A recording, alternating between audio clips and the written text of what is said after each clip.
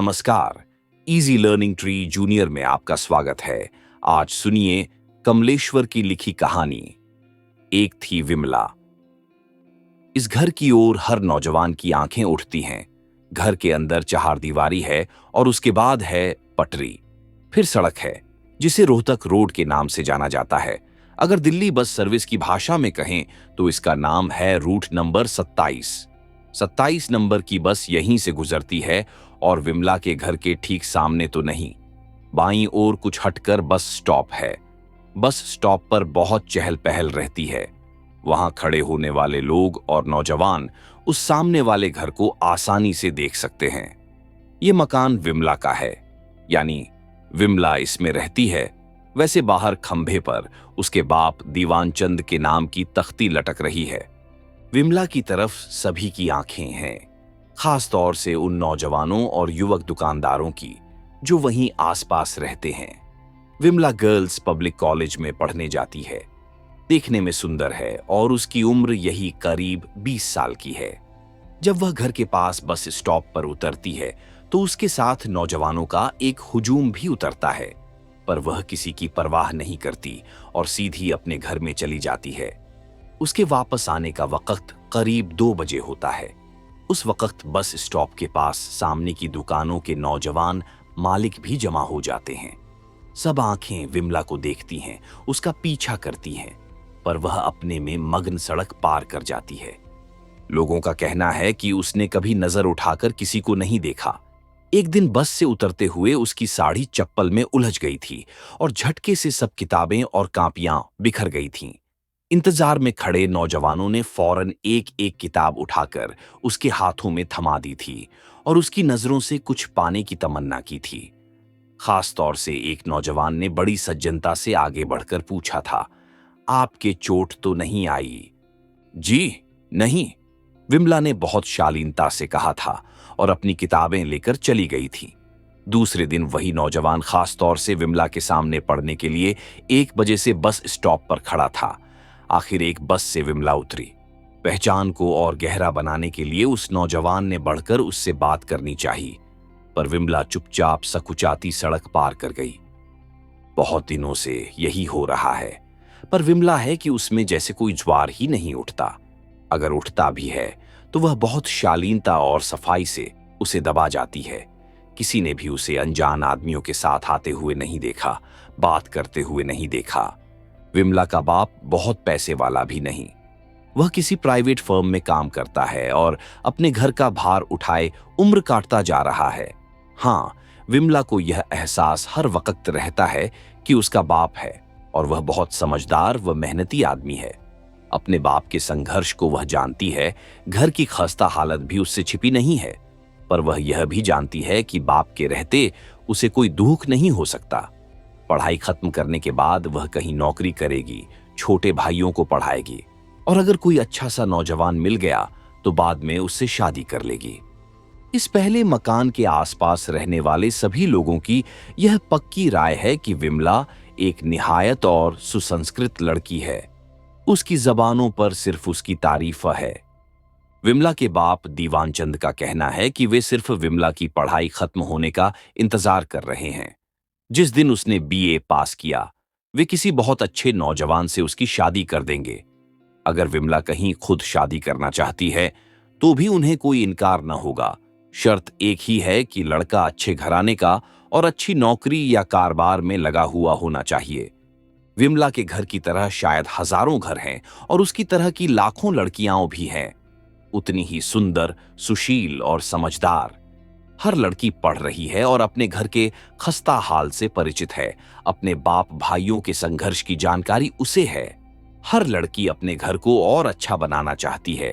हर लड़की यह भी चाहती है कि कोई उसकी तरफ उंगली न उठा सके।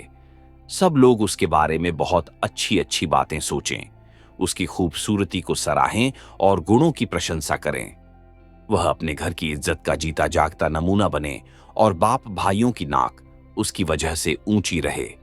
शादी के बाद सब जानने वालों को यह संतोष हो कि उसका पति बहुत इज्जतदार, ओहदेदार और शानदार आदमी है और वह शादी के बाद भी अपने भाई बहनों की प्यारी बनी रहे, उनकी मदद कर सके।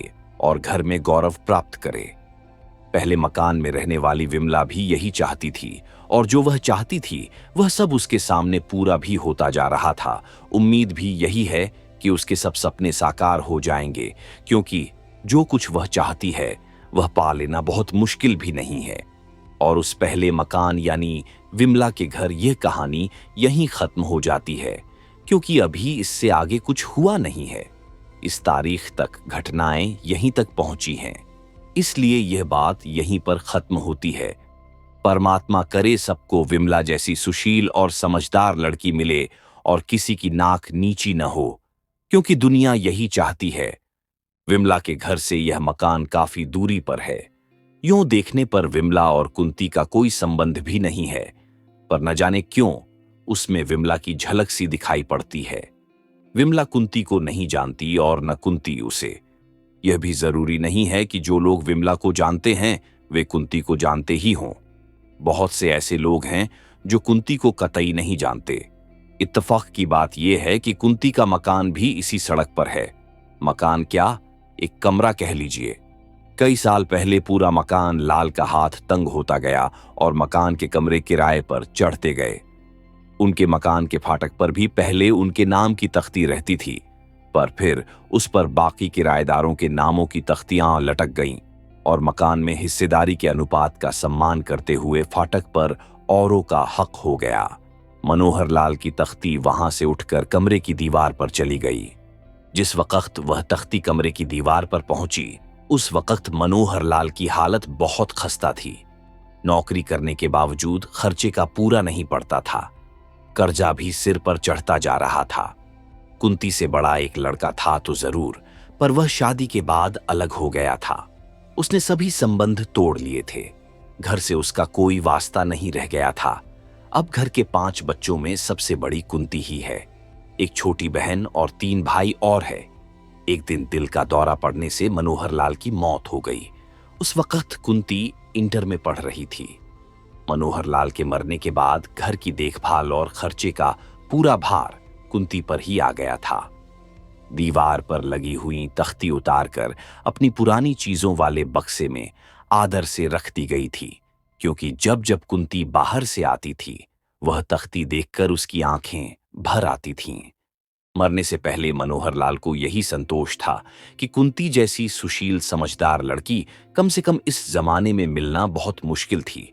वे यही सोचते थे कि कुंती के BA पास करते ही उसकी शादी किसी बहुत अच्छे नौजवान से कर देंगे।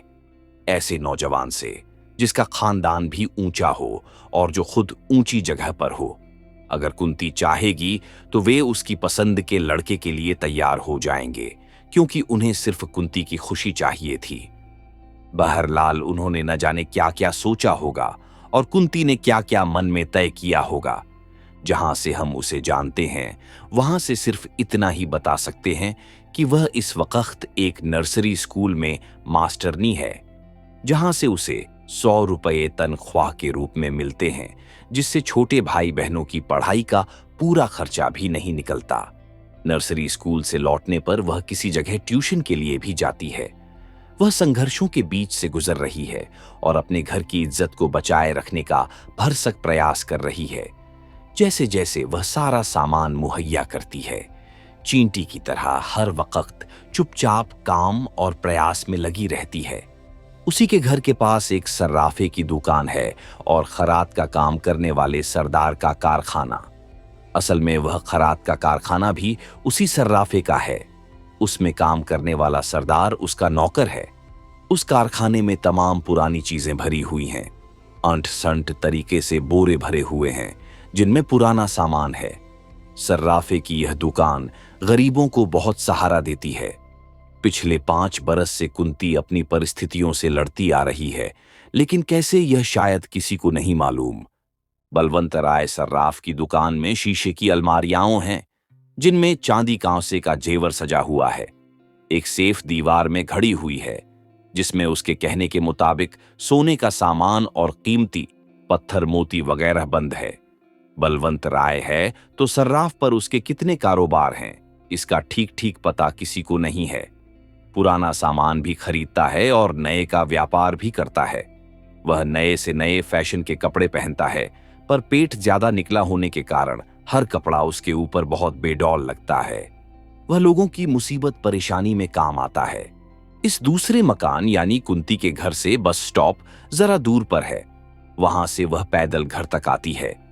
कुंती की उम्र भी करीब 20-22 साल है और देखने में वह भी बहुत सुंदर और सुडौल है। बलवंत राय की दुकान और खराद के कारखाने के सामने से वह रोज गुजरती है। बलवंत राय उसे रोज देखता है, बल्कि वह इसीलिए खाना खाने देर से जाता है कि जरा एक नजर कुंती को देख ले। लेकिन थोड़ी सी जान पहचान के बावजूद कुंती न तो उधर देखती ही है, न उसका ख्याल ही करती है। बलवंत राय और कुंती की जान पहचान सिर्फ एक दुकानदार और ग्राहक की जान पहचान की तरह है। एक बार जब उसे पैसों की बहुत सख्त जरूरत पड़ी थी, तो वह मां की सोने की माला बेचने के लिए दबे पांव उसकी दुकान तक पहुंची थी। बलवंत राय ने एक कुशल दुकानदार की अतिरिक्त सज्जनता और नम्रता की तरफ ध्यान देने की कोई जरूरत उसने नहीं समझी थी। माला खरीद लेने के बाद बलवंत राय उस एक दिन की जान पहचान को और गहरा बनाने के लिए हर तरह की कोशिशों में लगा हुआ था। कुंती के लौटने के समय वह उंगलियों में कीमती मोतियों की 4 अंगूठियां पहनकर दुकान के बाहर पटरी पर खड़ा होता था। कुंती हमेशा उसी पटरी से सिर झुकाए गुजर जाती थी। कुछ ही दिन बाद कुंती फिर शाम के धुंधलके में उसकी दुकान पर आई थी और मां की पुरानी कीमती साड़ी की सीने के काम वाली किनारी और पल्लू के फटे हुए टुकड़े बेच गई थी। जान पहचान फिर भी वहीं रुकी हुई थी। बलवंत राय की दुकान और कारखाने में कुंती के घर की बहुत सी चीजें पहुंच चुकी थीं। कुछ पुराने भारी भारी बर्तनों की खराद चढ़ाकर और नया बनाकर वह बेच भी चुका था। गिलट और पीतल के गुलदस्ते भी वह खरीद चुका था, पर जो वह चाहता था वह नहीं हुआ था। कुंती से उसने हर बार बातें की थीं, पर उसकी बातों में कहीं कुछ भी ऐसा नहीं था कि बलवंत राय कोई मतलब निकाल सकता। कुंती से घर की तमाम पुरानी और इस्तेमाल की हुई चीजें खरीदने के बाद भी दूरी उतनी ही बनी हुई थी। वह हर बार कोई न कोई शिष्ट मजाका करता और चाहता कि कुंती कम से कम एक बार मुस्कुराकर उसकी बात का जवाब तो दे दे, पर कुंती विमला की ही तरह कभी मुस्कुराई नहीं। उसने हमेशा सीधी सीधी बातें की, चीज दी और कम ज्यादा जो भी पैसा मिला लेकर चली गई। बलवंत राय ने हमेशा यही जाहिर किया कि वह न सिर्फ कीमती से ज्यादा पैसा ही देता है, बल्कि उन चीजों को भी खरीद लेता है जो उसके काम की नहीं है, जैसे चश्मे का पीतल का पुराना फ्रेम, पूजा के छोटे छोटे बर्तन और पुरानी टूटी हुई पतीलियां। कुंती भी मन ही मन उसकी बहुत कृतज्ञ थी, लेकिन मुस्कुराकर बात करने का सवाल कभी नहीं उठा था, क्योंकि जिंदगी के भारू होते जाने के बावजूद तब तक वह गाड़ी खींच रही थी। कुछ ऐसी आशाएं बाकी थीं जिन्हें वह संजो कर रखना चाहती थी, और कुछ ऐसे सपने भी शेष थे जिनके साकार होने की उम्मीद उसे थी। अभी खुशियों के कुछ एहसास बाकी थे जो उसे मुस्कुराने नहीं देते थे। वह अपनी मुस्कुराहटों को बचा कर रखना चाहती थी उस दिन के लिए जबकि वे खुशियां वापस आएंगी। उसके छोटे छोटे भाई बड़े होंगे और घर का नक्शा बदलेगा। आखिर वह दिन आ ही गया जबकि उसकी मुस्कुराहट होठों पर आ गई। वह दिन बेहद खुशनुमा था। बरसात का मौसम था। आसमान में काले काले बादल छाए हुए थे। भीगी भीगी हवा चल रही थी। दूर से आती हवाओं के साथ मेहंदी के फूलों की महक आ रही थी। रह रहकर बूंदी बांदी हो जाती थी। पेड़ खुलकर नए हो गए थे। सड़कें साफ हो गई थीं। उस वक्त शाम के 7 बज रहे थे। सूरज डूब चुका था, पर दिन अब भी कुछ कुछ बाकी था। कुंती के घर में अजीब सा सन्नाटा छाया हुआ था।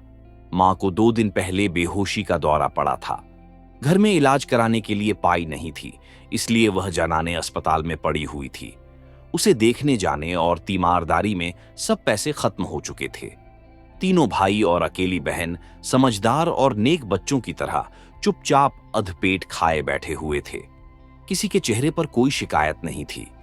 कुंती एक तरफ बैठी हुई बारी बारी से सब चीजों पर निगाह डाल रही थी, लेकिन अब घर में कोई भी ऐसा सामान नहीं था जो बेचा जा सके या बिक सके। तस्वीरों के लकड़ी के फ्रेम बिक नहीं सकते, तवा और आखिरी पतीली बेची नहीं जा सकती, और 2-2 4-4 आने में 2-3 चीजें बिक भी जाएं तो कुछ भी हासिल नहीं होता था। मौसम बहुत सुहावना था। हर तरफ से जैसे खुशियां फूट पड़ रही थीं।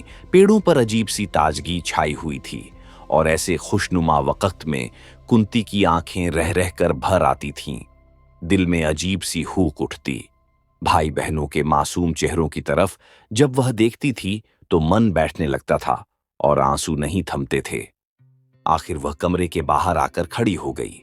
कुछ देर पसोपेश में रही, फिर भीतर जाकर उसने कपड़े बदले, अपने बाल ठीक किए और छोटी बहन को समझाकर कि वह अभी आ रही है, वह बाहर निकल आई।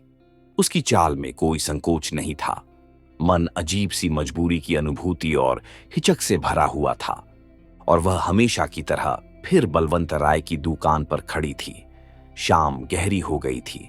आज वह दिन आ गया था जब उसका मन बहुत भारी था और दुखों के बोझ से हल्की सी मुस्कुराहट होठों पर उतर आई थी। बलवंत राय ने वह मुस्कुराहट देखी तो सहसा विश्वास नहीं कर पाया। हकलाते हुए बोला, आइए आइए। वहां क्यों रुक गई? कुंती भीतर चली गई। एक आध ग्राहक और बैठे हुए थे। कुंती हमेशा की तरह बेंच पर बैठ गई। बलवंत राय ने ग्राहकों को जल्दी से निपटाकर विदा किया और कुंती को देखा तो उसे सिर्फ वह मुस्कुराहट ही नजर आई। इतने दिनों का परिचय सहज सम्मान का रूप ले चुका था। बलवंत राय ने धीरे से कहा, कहिए, क्या सेवा करूं? बहुत सकुचाते और हिचकते हुए कुंती ने मुस्कुराने की फिर कोशिश की। उसके होंठों पर मुस्कुराहट की लकीर खिंच गई और वह नीची निगाह करके बोली, आज असल में हमें 20 रुपए की सख्त जरूरत थी। चीज तो कोई ला नहीं पाई। वह बात यह थी कि बलवंत राय ने और कुछ जानना जरूरी भी नहीं समझा। कुंती के घर की हालत का पता उसे था और उसके मन में मदद करने की बात भी थी। उसने फौरन 20 रुपए आगे बढ़ा दिए तो बहुत संकोच से लेते हुए कुंती ने कहा, पहली तारीख को दे जाऊंगी। कोई बात नहीं, आ जाएंगे, बलवंत ने कहा तो वह जैसे उभर आई थी। मन का बोझ भी कुछ हल्का सा लग रहा था। वह हमेशा की तरह ही चुपचाप बाहर निकल आई, पर आज उसने आगे बढ़ने से पहले बलवंत राय के चेहरे पर कुछ भाव पढ़ने की कोशिश करनी चाहिए। वह हमेशा की तरह ही शालीनता से मुस्कुरा रहा था। कुंती भी धीरे से मुस्कुराई और हमेशा की तरह ही चुपचाप पटरी पर चल दी। कुंती के घर की तरह शायद हजारों घर हैं और उसकी तरह की लाखों लड़कियां हैं जो आज अपने पैरों पर खड़े होकर कुछ बनना चाहती हैं और अपने घर की खुशियां वापस लाना चाहती हैं। पर लड़की किसी बहुत खूबसूरत दिन के लिए अपनी सब मुस्कुराहटें संजोकर रखना चाहती है। दूसरे मकान में रहने वाली कुंती भी यही चाहती थी और जो वह चाहती थी उसके मिलने का विश्वास उसे शायद अभी तक है, आज शाम तक था। और उस मकान यानी कुंती के घर की यह कहानी ही खत्म हो जाती है क्योंकि अभी इससे आगे कुछ हुआ नहीं है। इस तारीख तक पहनाए यहीं तक पहुंची हैं, इसलिए यह बात भी यहीं पर खत्म होती है। परमात्मा करे ऐसा खुशनुमा दिन कभी ना आए और किसी को मुस्कुराना न पड़े, क्योंकि दुनिया यही चाहती है। लज्जा का घर ठीक उस चौराहे पर है जहां से बाग के लिए रास्ता कटता है। उसे घर नहीं फ्लैट कहा जाता है। विकला या कुंती से लज्जावती का कोई संबंध नहीं है, फिर भी एक संबंध सा दिखाई पड़ता है। उन दोनों को यह भी नहीं पता कि जहां से बाग के लिए रास्ता कटता है वहां कोई ऐसा शानदार फ्लैट भी है और वहां लज्जा नाम की कोई लड़की रहती है। लज्जा भी कुंती और विमला की तरह खूबसूरत हैं, लेकिन उसके रहन सहन ने उसे कुछ ज्यादा ही खूबसूरत बना रखा है। उसके घर में रहने वाले और लोगों के कपड़ों, जूतों और बालों में चमक तो है, पर चेहरों पर धन की ललाई नहीं है। ऐसा लगता है जैसे इन लोगों के दिन फिर गए हैं और ये एकाएक मालदार हो गए हैं। लज्जा को जब भी लोगों ने देखा है, मुस्कराते हुए ही देखा है। अपनी कोई कार उसके पास नहीं है, पर वह हमेशा या तो किसी कार से जाती है या टैक्सी से। ठीक तो मालूम नहीं, पर सुना यही है कि वह किसी बड़े होटल में रिसेप्शनिस्ट है। कभी कभी होटल का सामान लाने ले जाने वाला वैष्णव भी उसे काफी रात गए